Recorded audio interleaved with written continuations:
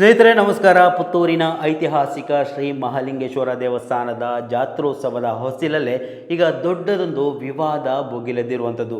ದೇವಸ್ಥಾನದ ಸಂಪ್ರದಾಯ, ಪಾವಿತ್ರ್ಯತೆ ಮತ್ತು ನಿಯಮಗಳ ಉಲ್ಲಂಘನೆ ಆಗ್ತಾ ಇದೆ ಅಂತ ಶೈವ ಕ್ಷೇತ್ರ ಸಂರಕ್ಷಣಾ ವೇದಿಕೆ ಗಂಭೀರ ಆರೋಪವನ್ನು ಮಾಡ್ತಾ ಇದೆ. ಅಷ್ಟಕ್ಕೂ ಅಲ್ಲಿ ಏನು ನಡೀತಾ ಇದೆ, ಯಾವುದು ವಿವಾದ, ಏನು ಅಲ್ಲಿ ಆ್ಯಕ್ಚುಲಿ ನಡೆದಿರುವಂಥದ್ದು ಎಲ್ಲವನ್ನ ಕಂಪ್ಲೀಟಾಗಿ ಈ ಒಂದು ವಿಡಿಯೋದಲ್ಲಿ ವಿವರಿಸುವಂತಹ ಒಂದು ಪ್ರಯತ್ನವನ್ನು ಮಾಡ್ತೇವೆ. ಅದಕ್ಕೂ ಮೊದಲು ಈ ಒಂದು ವಿಡಿಯೋವನ್ನು ನೀವು ಮೊದಲನೇ ಬಾರಿ ವೀಕ್ಷಣೆ ಮಾಡ್ತಾ ಇದ್ದರೆ ಖಂಡಿತವಾಗಿಯೂ ಈ ಒಂದು ಚಾನಲನ್ನು ಸಬ್ಸ್ಕ್ರೈಬ್ ಮಾಡ್ಕೊಂಡು ನೋಡಿ. ಮಾತ್ರ ಅಲ್ಲ, ನಿರಂತರವಾಗಿ ಇಂತಹ ಅಪ್ಡೇಟ್ಗಳನ್ನು ನಿಮ್ಮ ಮುಂದೆ ತರುವಂತಹ ಪ್ರಯತ್ನವನ್ನು ನಾವು ಮಾಡ್ತೀವಿ. ಪುತ್ತೂರು ಶ್ರೀ ಮಹಾಲಿಂಗೇಶ್ವರ ದೇವಸ್ಥಾನದಲ್ಲಿ ಯಾವುದೇ ಅನುಮತಿ ಇಲ್ಲದ ಕ್ರಿಮಿನಲ್ ಆರೋಪಿಯ ತಂದೆ PG ಜಗನ್ನಿವಾಸರಾವ್ ಅವರು ಜಾತ್ರೆಯ ಧ್ವಜಾರೋಹಣ ಮಾಡಿದರೆ ದೇವಸ್ಥಾನದ ಇತಿಹಾಸದಲ್ಲಿ ಕಪ್ಪು ಚುಕ್ಕೆಯಾಗಲಿದೆ ಅಂತ ಶೈವ ಕ್ಷೇತ್ರ ಸಂರಕ್ಷಣಾ ವೇದಿಕೆಯ ಸಂಸ್ಥಾಪಕ ಶ್ರೀನಾಥ್ TS ಸುಬ್ರಹ್ಮಣ್ಯ ಅವರು ಹೇಳಿರುವಂಥದ್ದು. ಮಂಗಳವಾರ ಪತ್ರಿಕಾಗೋಷ್ಠಿಯಲ್ಲಿ ಮಾತನಾಡಿದ ಅವರು, ಪುತ್ತೂರು ಶ್ರೀ ಮಹಾಲಿಂಗೇಶ್ವರ ದೇವಸ್ಥಾನದಲ್ಲಿ ಪ್ರತಿ ವರ್ಷ ಜಾತ್ರೋತ್ಸವದ ಧ್ವಜಾರೋಹಣ ಹಾಗೂ ಅವರೋಹಣ ಮಾಡುವ ಜವಾಬ್ದಾರಿ, ಅನುಮತಿ ಇರುವುದು ದೇವಸ್ಥಾನದಲ್ಲಿ ಖಾಯಂ ಪದಾರ್ಥಿ ಹುದ್ದೆಯಲ್ಲಿರುವ ನೌಕರರಿಗೆ ಮಾತ್ರ. ಈ ಮಾಹಿತಿಯನ್ನು ದೇವಸ್ಥಾನದ ಕಾರ್ಯನಿರ್ವಹಣಾಧಿಕಾರಿ ಅವರು ಅಖಿತವಾಗಿ ನೀಡಿದ್ದಾರೆ. ದೇವಸ್ಥಾನದಲ್ಲಿ ಪ್ರಸಕ್ತ ನಾಗೇಶ್ ಬಾಲಕೃಷ್ಣ ಕಾಯಂ ಪದಾರ್ಥಿ ಹುದ್ದೆಯಲ್ಲಿರುವ ನೌಕರರು. ಸದ್ರಿ ದೇವಸ್ಥಾನದಲ್ಲಿ ಗರ್ಭಗುಡಿಯ ಎಡನಾಳಿಗೆ ಪ್ರವೇಶಿಸುವ ಅವಕಾಶ ಇರುವುದು ದೇವಳದ ತಂತ್ರಿಗಳಿಗೆ, ಅರ್ಚಕರಿಗೆ, ಸಂಬಂಧಪಟ್ಟ ನೌಕರರಿಗೆ ಮಾತ್ರ ಎಂಬುದು ದೇವಸ್ಥಾನದ ಅಧಿಕೃತ ಮಾಹಿತಿ. ಹೀಗಿರುವಾಗ ದೇವಸ್ಥಾನದಲ್ಲಿ ಯಾವುದೇ ನೇಮಕಾತಿ ಹುದ್ದೆಯಲ್ಲಿಲ್ಲದ, ದೇವಸ್ಥಾನದಲ್ಲಿ ಯಾವುದೇ ನಿಟ್ಟಿನಲ್ಲಿ ನೌಕರರೂ ಅಲ್ಲದ ಆನುವಂಶಿಕ ತಂತ್ರಿಗಳಿಗೆ ಯಾವುದೇ ಲಿಖಿತ ಅನುಮತಿ ಆದೇಶ ಇಲ್ಲದೆ PG ಜಗನ್ನಿವಾಸರಾವ್ ಅವರು ಜಾತ್ರೋತ್ಸವದ ಪವಿತ್ರ ಧ್ವಜಾರೋಹಣ ಅವರೋಹಣವನ್ನು ಅಕ್ರಮವಾಗಿ ಮಾಡ್ತಾರೆ.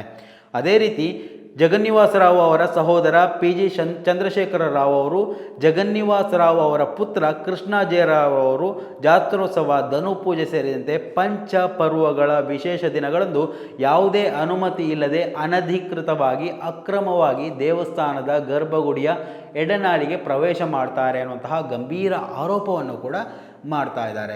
ಅದೂ ಅಲ್ಲದೆ ಕಳೆದ ವರ್ಷದ ಜಾತ್ರೋತ್ಸವದ ಸಂದರ್ಭದಲ್ಲಿ ಜಗನ್ನಿವಾಸರಾವ್ ಅವರು ಯಾವುದೇ ಅರ್ಹತೆಗಳಿಲ್ಲದೆ, ಅನುಮತಿ ಇಲ್ಲದೆ ರಥೋತ್ಸವದಂದು ದೇವರು ರಥ ಏರುವುದಕ್ಕೆ ಮುಂಚಿತವಾಗಿ ಪವಿತ್ರ ಬ್ರಹ್ಮರಥವನ್ನು ಏರಿ ನಿಂತಿದ್ದಾರೆ. ಜಾತ್ರೆಯ ಕೊನೆಯ ಅವಭೃತದ ಸಂದರ್ಭದಲ್ಲಿ ಶ್ರೀದೇವರು ವೀರಮಂಗಲದಲ್ಲಿ ಪವಿತ್ರ ಅವಭೃತ ಸ್ನಾನ ಮಾಡುವ ಸಮಯದಲ್ಲಿ ಕೂಡ ಜಗನ್ನಿವಾಸರಾವ್ ಅವರು ಮತ್ತು ಕೃಷ್ಣಾಜಯರಾವ್ರವರು ಅಕ್ರಮವಾಗಿ ಶ್ರೀದೇವರ ಅತೀ ಸಮೀಪಕ್ಕೆ ಹೋಗಿದ್ದಾರೆ ಅಂತ ಆಪಾದನೆಯನ್ನು ಕೂಡ ಮಾಡ್ತಾರೆ. PG ಜಗನ್ನಿವಾಸರಾವ್ ಅವರು ಯಾವುದೇ ಬ್ರಾಹ್ಮಣ ಪಂಗಡಕ್ಕೆ ಸೇರಿದವರಲ್ಲ ಎನ್ನುವಂತಹ ಮಾತುಗಳು ಕೂಡ ಸಾರ್ವಜನಿಕ ವಲಯದಲ್ಲಿ ಜನಜನಿತವಾಗಿದೆ. ಆದರೂ ಇವರು ರಥೋತ್ಸವದ ಪೂರ್ವದಲ್ಲಿ ಪವಿತ್ರ ಬ್ರಹ್ಮರಥವನ್ನು ಏರಿದ್ದಾದರೂ ಹೇಗೆ? ಈ ದೇವರ ಅವಭೃತದ ಸಂದರ್ಭದಲ್ಲಿ ಮಗನ ಜೊತೆಗೆ ದೇವರ ಜಳಕದ ಸಮಯ ದೇವರ ಅತಿ ಸಮೀಪಕ್ಕೆ ಹೇಗೆ ಉಪಕ್ರಮಿಸಿದ್ರು? ಇದಕ್ಕೆ ಅನುಮತಿ ಕೊಟ್ಟವರು ಯಾರು?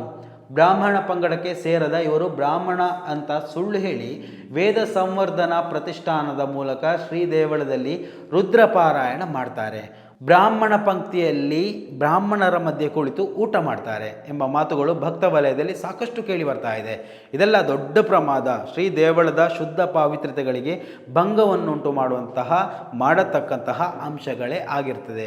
ಇದೀಗ ಜಗನ್ನಿವಾಸರಾವ್ ಅವರ ಮಗ ಕೃಷ್ಣಾಜಯರಾವ್ ವಿರುದ್ಧ ತನ್ನ ಸಹಪಾಠಿ ಹಿಂದೂ ಹುಡುಗಿಗೆ ಮದುವೆಯಾಗುತ್ತೇನೆಂದು ನಂಬಿಸಿ ಮಗು ಕರುಣಿಸಿ ನಂತರ ಮದುವೆ ಆಗಲ್ಲ ಅಂತ ಮೋಸ ಮಾಡಿದಾನೆಂಬ ಕ್ರಿಮಿನಲ್ ಆಪಾದನೆ ಇದು. ಪ್ರಕರಣ ತನಿಖೆಯಲ್ಲಿರುವ ವಿಚಾರ ಎಲ್ರಿಗೂ ತಿಳಿದಿರುವುದೇ ಆಗಿದೆ. ಈ ಪ್ರಕರಣದಲ್ಲಿ PG ಜಗನ್ನಿವಾಸರಾವ್ ಅವರು ತನ್ನ ಮಗನನ್ನು ಅದೇ ಯುವತಿಯೊಂದಿಗೆ ಮದುವೆ ಮಾಡಿಸುತ್ತೇನೆಂದು ಪೊಲೀಸ್ ಠಾಣೆಯಲ್ಲಿ ದೃಢಪತ್ರ ಬರೆಕೊಟ್ಟಿದ್ದರೂ ಕೂಡ ನಂತರ ಮದುವೆ ಮಾಡಿಸದೆ ವಚನಭ್ರಷ್ಟರಾಗಿ ಮೋಸ ಮಾಡಿರ್ತಾರೆ ಅಂತ ಸಂತ್ರಸ್ತ ಯುವತಿಯ ತಾಯಿ ಬಹಿರಂಗವಾಗಿ ಆಪಾದನೆಯನ್ನು ಮಾಧ್ಯಮಗಳಲ್ಲಿ ಮಾಡ್ತಾ ಇರುವಂಥದ್ದು ಎಲ್ಲರೂ ಗಮನಿಸಿರ್ತೀರ. ಇಂತಹ ಆರೋಪಗಳ ಸರಮಾಲೆಗಳನ್ನೇ ಹೊಂದಿರುವ ಜಗನ್ನಿವಾಸರಾವ್ ಅವರು ದೇವಸ್ಥಾನದ ಜಾತ್ರೋತ್ಸವಗಳಲ್ಲಿ ಪವಿತ್ರ ಧ್ವಜಾರೋಹಣ ಮಾಡಿದರೆ, ಗರ್ಭಗೃಹದ ಎಡನಾಳಿ ಪ್ರವೇಶ ಮಾಡಿದರೆ ಅದು ಹಿಂದೂ ಭಕ್ತಾದಿಗಳ ಧಾರ್ಮಿಕ ನಂಬಿಕೆ ಭಾವನೆಗಳಿಗೆ ಘಾಸಿಯುಂಟು ಮಾಡುವಂಥದ್ದಾಗಿರುತ್ತದೆ. ಒಂದು ವೇಳೆ ಜಗನ್ನಿವಾಸರಾವ್ ಅವರು ಜಾತ್ರೋತ್ಸವದ ಧ್ವಜಾರೋಹಣ ಮಾಡಿದರೆ ಅದು ದೇವಸ್ಥಾನದ ಇತಿಹಾಸದಲ್ಲೇ ಕಪ್ಪು ಚುಕ್ಕೆಯಾಗಲಿಕ್ಕಿದೆ. ಮಾತ್ರ ಅಲ್ಲ, ಶ್ರೀ ಮಹಾತೋಬಾರ ಎಂಬ ಹೇಳಿಕೆಯ ದೇವಸ್ಥಾನದ ಘನತೆ, ಗೌರವ, ಪಾವಿತ್ರ್ಯತೆ, ಶುದ್ಧಾಚಾರಗಳಿಗೆ ಕೂಡ ಧಕ್ಕೆಯನ್ನುಂಟು ಮಾಡುವುದೇ ಆಗಿರ್ತದೆ. ದೇವಸ್ಥಾನದಲ್ಲಿ ಕಾಯಂ ಪದಾರ್ಥಿ ಹುದ್ದೆಯ ನೌಕರರು ಈ ಹಿಂದಿನಿಂದ ಧ್ವಜಾರೋಹಣ ನಡೆಸ್ತಾ ಬಂದಿರುವುದು ಸಂಪ್ರದಾಯ ಮತ್ತು ನಿಯಮ.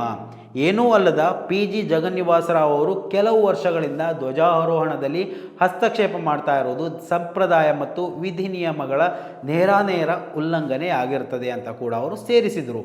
ಆದ್ದರಿಂದ ಈ ದೇವಸ್ಥಾನದ ಧ್ವಜಾರೋಹಣವನ್ನು ದೇವಸ್ಥಾನದ ಅಧಿಕೃತ ಕಾಯಂ ಪದಾರ್ಥಿ ಹುದ್ದೆಯಲ್ಲಿರುವ ನೌಕರರಿಂದಲೇ ಮಾಡಿಸಿ, ಅಧಿಕೃತ ನೌಕರರಿಗೆ ಮಾತ್ರ ಗರ್ಭಗುಡಿಯ ಎಡನಾಳಿಯ ಪ್ರವೇಶಕ್ಕೆ ಅವಕಾಶ ನೀಡಿ, ಅನಧಿಕೃತ ವ್ಯಕ್ತಿಗಳಿಗೆ ಯಾವುದೇ ಕಾರಣಕ್ಕೂ ಧ್ವಜಾರೋಹಣ ಮಾಡಲು, ಬ್ರಹ್ಮರಥ ಏರಲು, ಅವಭೃತ ಸ್ನಾನದ ಸಮಯ ಸಮೀಪವರ್ತಿಗಳಾಗುವುದಕ್ಕೆ ಅವಕಾಶ ನೀಡತಕ್ಕದ್ದಲ್ಲ ಅಂತ ದೇವಳದ ತಂತ್ರಿಗಳಲ್ಲಿ, ಆಡಳಿತ ವರ್ಗದವರಲ್ಲಿ, ಹಿಂದೂ ಧಾರ್ಮಿಕ ದತ್ತಿ ಇಲಾಖೆಯ ಅಧಿಕಾರಿಗಳಲ್ಲಿ ಮಾಧ್ಯಮಗಳ ಮುಖಾಂತರ ಕಳಕಳಿಯ ವಿನಂತಿಯನ್ನು ಮಾಡಿಕೊಳ್ತಾ ಇದ್ದೇನೆ.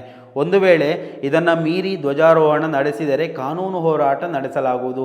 ದೇವಸ್ಥಾನದ ಕಾರ್ಯನಿರ್ವಹಣಾಧಿಕಾರಿ ಹಾಗೂ ಅರ್ಚಕರ ವಿರುದ್ಧ ಪ್ರಕರಣ ದಾಖಲಿಸಲಾಗುವುದು ಅಂತ ಕೂಡ ಎಚ್ಚರಿಸಿದರು. ಈ ಬಗ್ಗೆ ಈಗಾಗಲೇ ದೇವಳದ ಆಡಳಿತ ವರ್ಗಕ್ಕೆ, ಇಲಾಖಾ ಅಧಿಕಾರಿಗಳಿಗೆ ಲಿಖಿತ ಮನವಿಯನ್ನು ಸಲ್ಲಿಸಲಾಗಿದ್ದು, ಆದಾಗ್ಯೂ ಅಕ್ರಮ ಧಾರ್ಮಿಕ ಚಟುವಟಿಕೆಗಳಿಗೆ, ಉಪಸವ್ಯಗಳಿಗೆ ಅವಕಾಶ ಮಾಡಿಕೊಟ್ರೆ ಅಂತಹವರ ವಿರುದ್ಧ ಸಮಷ್ಟಿಯಲ್ಲಿ ಹಾಗೂ ವೈಯಕ್ತಿಕವಾಗಿ ಕಾನೂನು ಹೋರಾಟ ನಡೆಸಲಾಗುವುದು.